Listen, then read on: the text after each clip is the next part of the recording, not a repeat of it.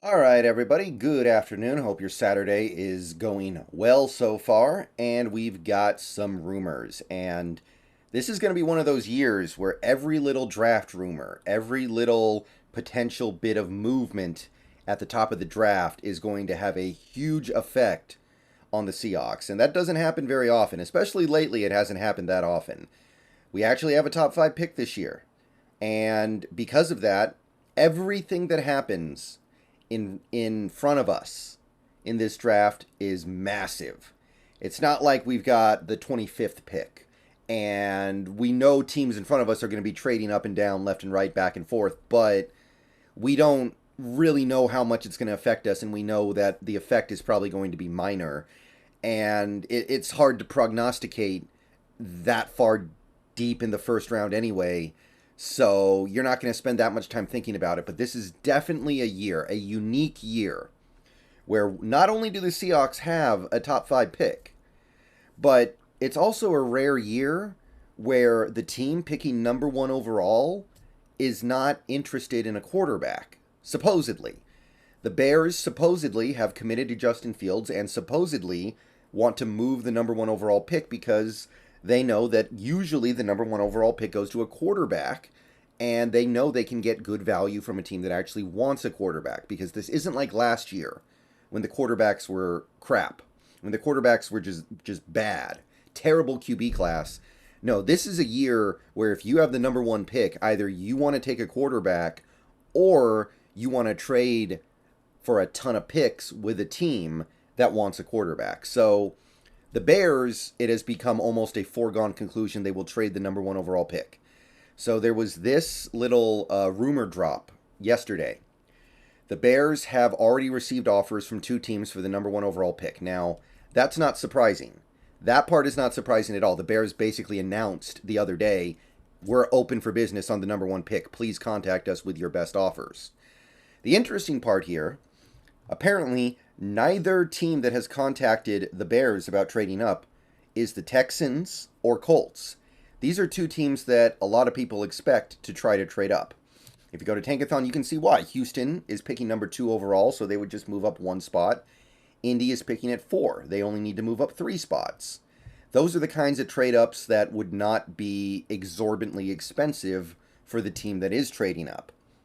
But what this tweet implies is that there are definitely other teams. Specifically, it would be other teams that are below the Seahawks in the draft order. So that's where the effect on the Seahawks comes in here, and this is what we need to watch for. Now, this tweet later on in the day says that one of the teams that was asking about trading up is the Titans. Now, this is definitely news, and it's definitely news that affects the Seahawks, but let's talk about how. Okay, so first of all, this draft is, I believe, a five-man show. There are five guys who are tier one guys. One of the guys is a little bit wonky. One of the guys doesn't really fit in the way the other four do because he didn't play that well in 2022. But I believe this draft has a big five. And I believe PFF's current big board reflects that big five. Bryce Young, Jalen Carter, Will Levis, Will Anderson Jr., CJ Stroud. To me, that is the clear tier one of this draft. Those five guys should probably go 1, 2, 3, 4, 5 in some order. Now, I know people don't like Levis. That's okay. I don't like Bryce Young. I don't think Bryce Young should be tier one, but the perception is that he is. And if the draft is going to go in the way that is even, I understand that if the draft goes in the way that every expert in the world expects, Bryce Young is going to go in the top five for sure. I personally am not that excited about him, but it is what it is. The public perception is out there. The majority has ruled. Bryce Young is a tier one prospect, even if I personally don't like him that much. So just understand that, hey, I get it. Honestly, I would probably rather have Anthony Richardson than Bryce Young personally. I would probably rather have a Tyree Wilson. I would probably rather have Miles Murphy, Brian Breeze over Bryce Young, but I'm just talking about from the perspective of scouts in general. So that's your big five. Bryce Young, Carter, Levis, Anderson, Stroud. So you have 3 quarterbacks and 2 defensive players, defensive linemen and an edge rusher. So with the Seahawks holding the 5th pick, the question is, which of those tier 1 guys is going to be there at our pick? If the draft order holds as it is right now with no trades, I think a lot of people would say Chicago gets Carter, Houston gets Bryce Young, Arizona gets Will Anderson, Indy gets CJ Stroud, which leaves Seattle with Will Levis. Or Indy might like Will Levis a lot. I think that's actually a real possibility. And Seattle gets CJ Stroud. Now, this might be perfectly acceptable to a lot of people out there. If you don't really want to keep Geno Smith, if you want to roll over to a new rookie quarterback, and CJ Stroud ends up being that guy, I think a lot of people would be cool with it. I know I would. I like CJ Stroud a lot. I'm willing to take that. But here's where things get interesting. If a team like, say, the Tennessee Titans trades up to number 1 overall, or a team like the Panthers does it, or even the Falcons, or maybe even the Raiders, they're probably all trading up to get a quarterback. I don't know which one, but they're probably trading up to get a quarterback. So they're knocking Chicago, who doesn't want a quarterback, out of the top 5 and jumping into the top 5 with the quarterback need. I would assume that if any of those teams trade up to the top 5 ahead of Seattle, they're doing it to get a quarterback. So then, let's take Tennessee as the example, because they were the ones listed in the tweet here.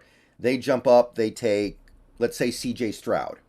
They take CJ Stroud, Houston takes Bryce Young, Arizona picks either Carter or Anderson, whoever they like more, Indy gets Will Levis, Seattle gets whoever is left between Arizona's pick of Carter and Anderson. So, in that scenario, you don't get the top quarterback, but you do get the tier 1 defensive player, whoever it may be. Anderson, I know everybody has their own personal preferences. It seems to me that most people would prefer Carter, but I don't think very many people would be disappointed in Will Anderson either. He's a really, really strong prospect as well.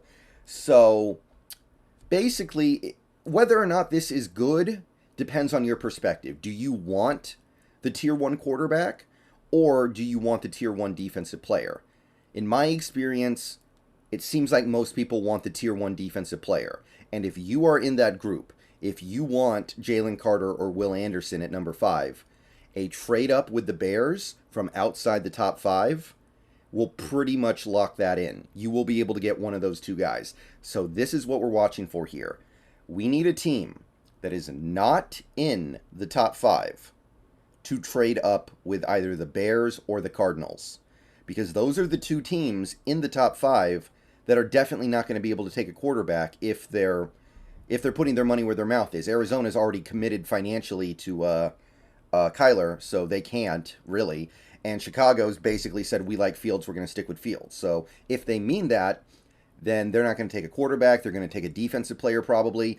And then you're in a situation where Seattle's going to be left with whichever quarterback is remaining in that top tier when their pick comes up. But this is what to monitor going forward. When will these picks be traded? Who will they be traded to? And where does it leave the board at number 5? So, again, it depends on your preference. But if you wanted one of the big defensive studs, Carter and Anderson, you want that trade to happen. All right, see you guys later. Go Hawks. Let me know what you think.